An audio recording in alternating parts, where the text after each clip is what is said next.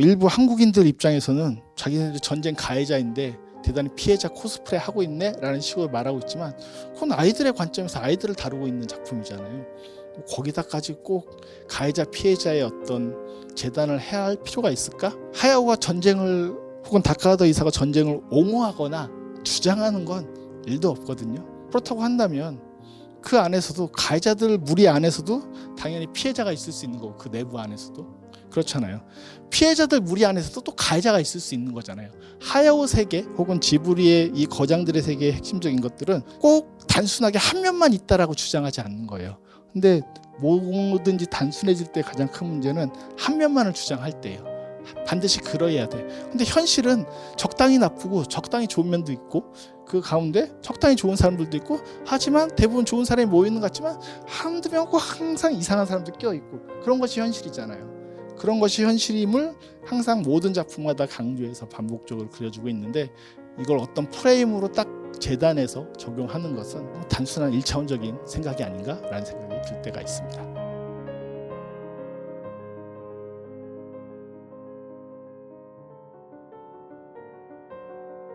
처음에 이제 저 좀 전에 보신 저 화면이 나오기 전에 되게 기초적인 화면들 컷들 중에서 제가 6개를 뽑았어요. 처음에 보면 비행기에 탑승하는 그래서 하야오의 모습이 나오고요. 그 다음에 나오고 있는 작품은 붉은 돼지라고 하는 그 하야오가 사실은 이제 80년대 때 성공을 좀 거두고 나서 아까 작품 속에서는 처음에 저게 뭘로 만들어졌다고 기억나세요 혹시?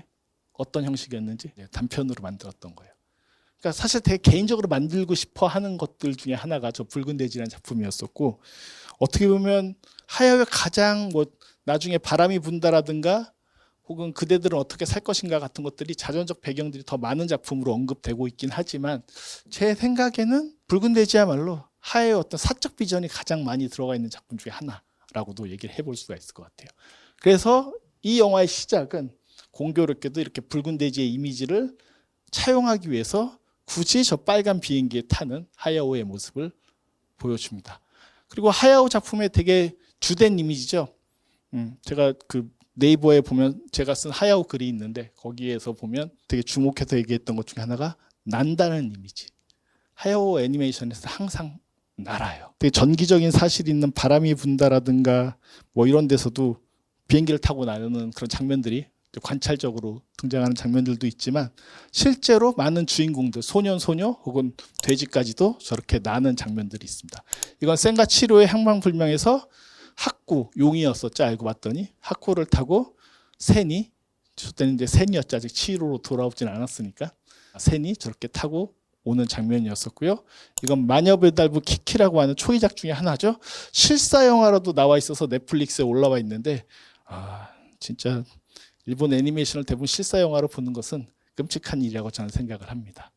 대부분 추천하지 않습니다. 사실 많은 작품들을 실사화하고 있어요. 그만큼 일본 콘텐츠의 핵심적인 요소 중에 하나는 만화.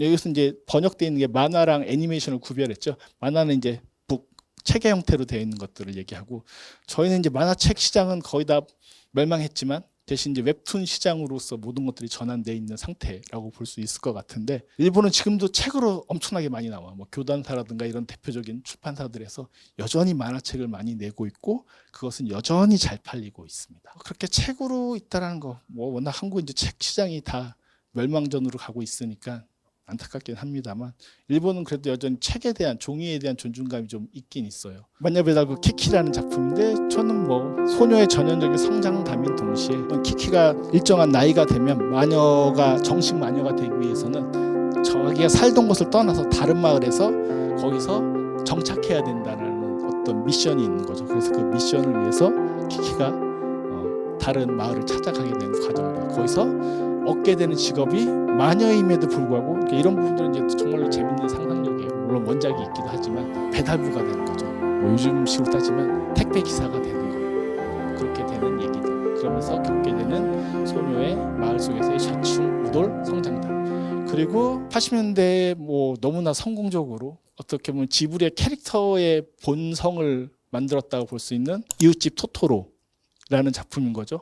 그래서 여기서 보시면 토토로가 언니가 전 사츠키였었나? 아이의 이름은 메이였었는데 그 준 우산을 들고 두 아이가 토토로의 배에 매달려서 이렇게 날아가는 장면. 또 역시 이 작품에서 되게 중요한 어떤 것으로 나오고 있습니다. 그리고 이건 이제 장편 데뷔작이자 저는 개인적으로 만화책을 이제 바람계곡의 나우시카를 예전에 한국에 정식이었는지 해적판이었는지 모르겠지만 갖고는 있거든요. 저 만화책이 진짜 재밌었어요. 그래서 저것을 애니메이션으로 본다는 것 자체가 되게 설렜고 사실 이제 저게 지브리의 흥망성쇠에서 터닝 포인트가 됐던 되게 중요한 지점 중에 하나라고도 볼 수가 있겠죠. 그래서 나우시카 공주 이야기. 역시 여기서도 나우시카는 작은 비행정을 타고 날아다니는 장면이 또 많이 나오기도 합니다. 그래서 우리는 난다는 이미지들을 사실은 여기서 보게 돼서 비행기를 저기서 등장시키면서 보여주기도 한 거예요. 그런 말이 안 나오지만 사실 하야오의 애니메이션의 가장 마스터 이미지라고 한다면 나는 거예요. 그건 뭐 여러 가지 뭐 소녀들에게 아이들에게 꿈과 희망을 주는 것이기도 하겠지만 그 난다는 것의 밑에 실체 현실은 뭐 나우시카에서 전쟁이 벌어지고 있고 붉은 대지에서도 보면 지중해를 중심으로 실제로 그 당시에 그 크로아티아나 이런 데서 이제 내전들이 막 벌어지고 있는 현실들도 있어서 각색의 방향이 장편화되면서 바뀌었다라는 얘기도 나오잖아요. 그러면서 전쟁들이 끝나지 않고 있고 뭐 그런 현실들이 있죠. 토토로에서도 고통이 없느냐? 여기서 보면 나중에 자전적인 배경 얘기할 때 어머니 얘기하는데 실제로 하야오의 어머니는 일찌감치 결핵 때문에 아팠었고 병실에 되게 있었어야 됐고 저기서도 저 자매가 저 시골로 온 이유는 어머니와 무관하지 않은 문제죠. 소위 말해서 뭐 나중에 이제 요양병원 좀 떨어져 있는 위치에 있다라고 설명이 되어 있긴 한데 작품 속에서는 요양을 위해서 시골로 내려간 거죠. 이 아이들의 교육이나 환경들을 위해서는 뭐 한국도 그렇겠지만 일본도 뭐 동경에 있어야지 더 좋지 않겠습니까? 상식적으로. 근데 저렇게 온 이유 중에 하나는 엄마 때문인 거죠. 그런 가정적 환경들이 사실은 이 작품들 속에서도 다 깔려는 있다라고 볼 수가 있습니다. 그리고 아까 보신 그 제목 타이틀이 뜨고 나면은 이 내용들 중에서 그런 나는 비상하는 이미지들이 있지만 그 작품 세계에는 항상 이면이 있다라는 얘기를 하면서 이라크 전쟁 때문에 그땐 거부했었는데 작품 세계에 깔려있는 어떤 이면성에 대한 얘기들을 쭉 연결해 가면서 당연히 그건 전쟁에 대한 이미지겠죠. 붉은 대지에서도 마찬가지인 거고 그리고 인터뷰의 내용 중에 하나 그 아카데미 수상식의 발언 중에 하나는 자기는 행복했다. 자기 아내가 자기는 넌 행복한 사람이라고 얘기한다. 하나는 어쨌든 되게 수공업적인 기법으로 영화를 만들 수 있던 시대에 그건 애니메이션은 사실 필름으로 만드는 영화 시대는 마찬가지였던 거예요. 그러니까 21세기에 들어서 영화를 만들기 시작한 사람들은 필름이라는 질감을 몰라요. 알 수가 없죠. 필름을 만져본 적이 없으니까. 대부분 많은 영화들은 장편 영화 35mm 코닥 필름으로 만들고 편집실에서 코닥 필름들을 현상한 다음에 쭉 놓고 스팀백이라는 편집기를 써가지고 잘라가면서 편집을 하는데 지금 다 디지털라이징 돼 있으니까요. 그렇게 하는 시대의 그 느낌을 모르죠. 그게 꼭 좋다라고 저도 이제 강조하고 싶어서 말하고 싶지는 않아요. 근데 어쨌든 스팀백은 잘라서 붙이고 해야 되는 약간의 손맛은 필요로 하는 그런 작업들이기 때문에 프레임수를 세가면서 그 필름들을 이어 붙여서 커트를 해내고 막 그래야 되거든요. 좀 다른 느낌이 있긴 있어요. 디지털은 쉽죠. 여러분들이 뭐 프리미어나 이런 거 쓰시면 알 수 있는 것처럼 땡겨서 툭툭툭 그냥 자기 마음대로 조작했다가 더 듀플리케이트해서 복제했다가 하는 것이 너무 용이해졌는데 이때는 그 판단이 그래서 되게 신중해야 되는 거예요.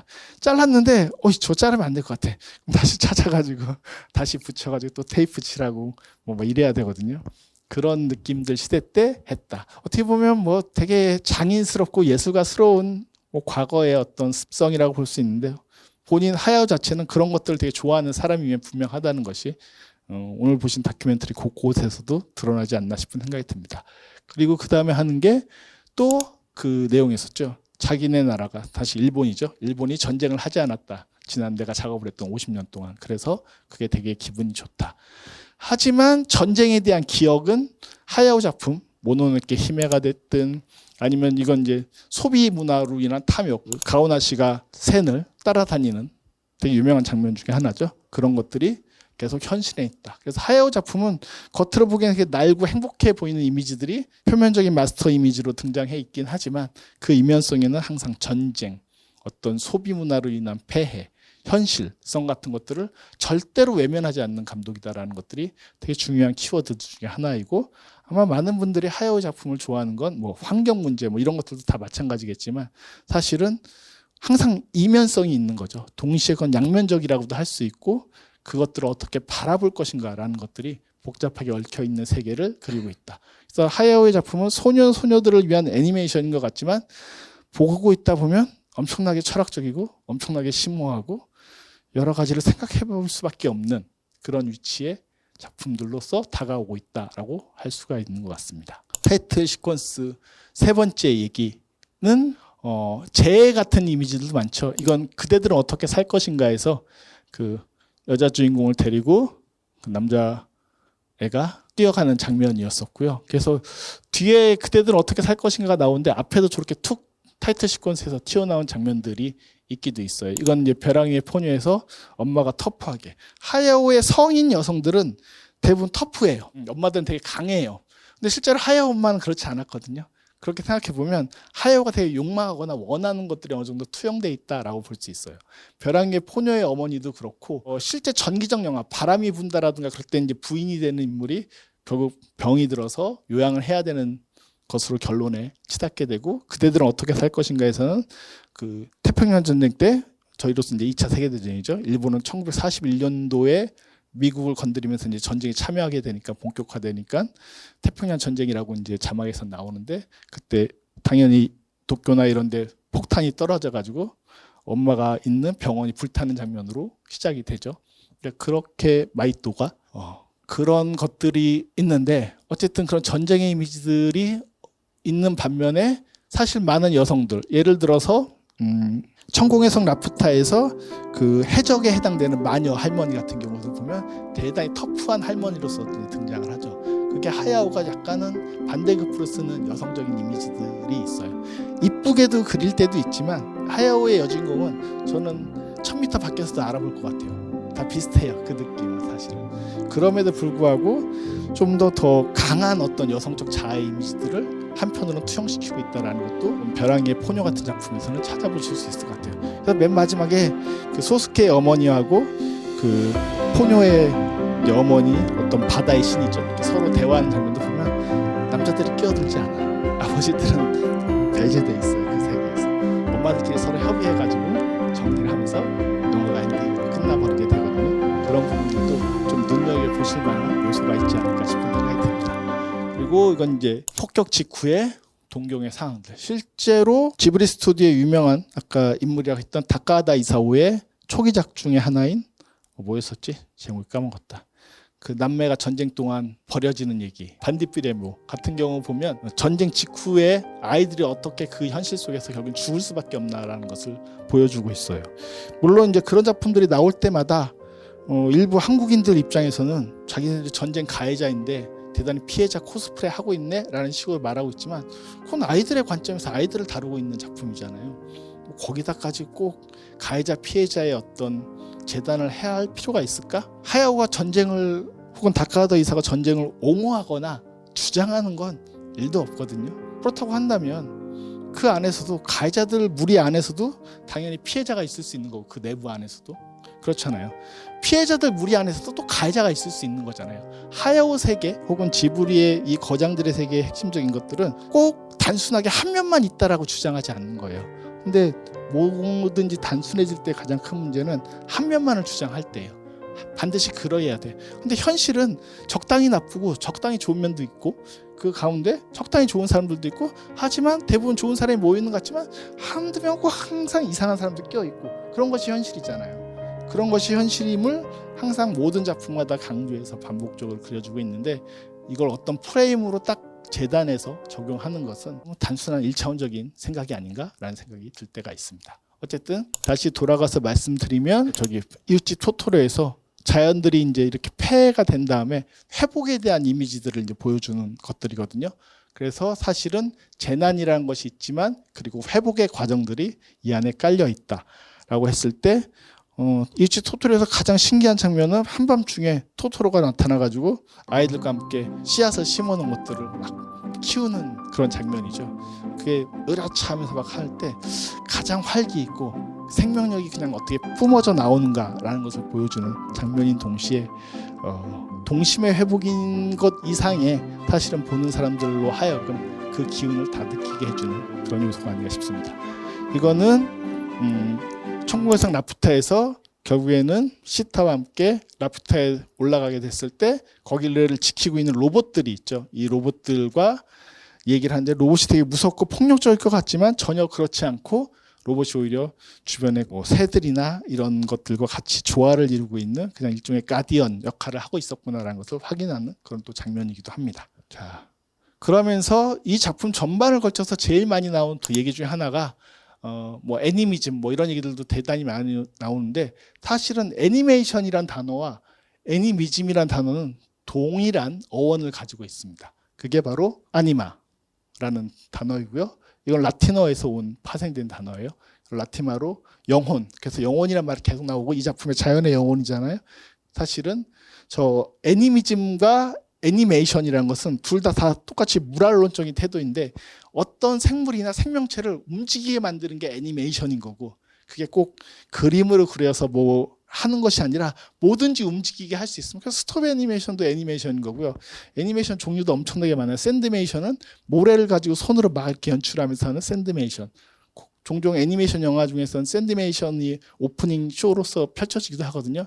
세계적인 샌드메이션 작가들은 저도 한국에서 예전에 본 적이 있었는데 모래를 이렇게 딱 프로젝터에 올려놓고 위에서 비추고 있으면 여기다 그림을 그리면 프로젝션용으로 딱 이렇게 화면에 스크린 투영되면서 계속 손 움직일 때마다 산이 생겼다가 바다가 생겼다가 사람이 생겼다가 동물들이 생겼다가 다 이 손가락의 움직임으로 모래를 흐트러뜨리면서 움직여서 보여주고 있는데 그게 그 자체가 그냥 모래라고 하는 단순한 사물의 손길을 통해서 영혼을 불어넣는 것 같은 그 움직임 자체가 대단히 생명력이 있죠. 스톱 애니메이션도 그런 거잖아요.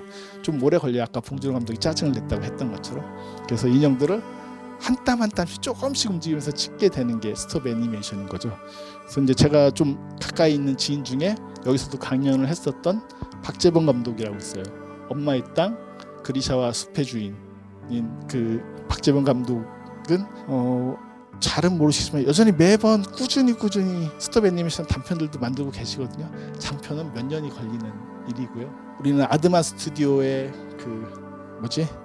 치킨런이라든가 이런 것들 좋아하시지만 스톱 애니메이션은 진짜 공이 엄청나게 또 들어가는 작업이에요.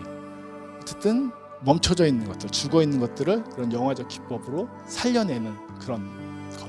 애니미즘은 모든 생명체들에게는 일정한 영혼, 정령이 들어가 있다라는 거잖아요. 그래서 원식 종교의 기원이 된다라고도 얘기하는데 그래서 우리도 애니미즘적 기본들이 있는 거죠.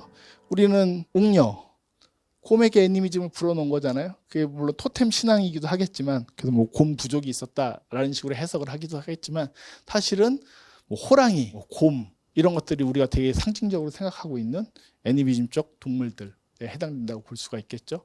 그런 애니미즘이라고 하는 것들이 하야오 작품에서는 다 섞여 있다는 거죠. 그래서 실제로 자연이라고 하는 것들이 어떤 물활론적인 애니미즘적인 요소로서 되게 인간과 어떤 식으로 소통하거나 때로는 갈등을 겪기도 하죠. 충돌을 벌이기도 하죠. 모노노케 히메 같은 작품에서 보시는 것처럼 거기서는 자연을 정복하려고 하는 인간들이 계속 곳곳에서 튀어나오게 되고 그로 인해서 전쟁이 벌어지게 되고 사시가미 같은 경우 그 숲의 신 같은 경우도 결국에는 인간에 의해서 거의 죽음 직전의 상황까지 놓여가기도 하고 이런 것들이 계속 반복적으로 다뤄지고 있다. 그 안에서 어떤 영혼을 회복시킬 것인가 다룰 것인가. 하야오가 은퇴를 선언하고 나온 다음에 자기 집 근처에서 맨날 쓰레기 줍는 영상들을 가끔씩 올리거나 사람들이 그 파파라치처럼 찍어가지고 올려주고 막 그랬었잖아요. 되게 사소한 행동인 것 같지만 그게 하야오의 기본적 철학을 바탕으로 한다고 생각이 들어요. 여기 앞에 와서 환경이 중요해라고 100번 떠드는 것보다 그냥 밖에서 플라스틱 쓰레기통 하나 주는 게 더 도움이 되는 일 아니겠습니까? 되게 단순하게 생각해보면 그 단순한 행위에 얼마나 큰 의미가 가치가 있는가라는 것들을 하야오의 어떤 이 다큐멘터리에 파편적으로 등장하지만 그런 모습들을 통해서도 생각해 볼 수 있지 않을까 싶은 생각을 해봅니다.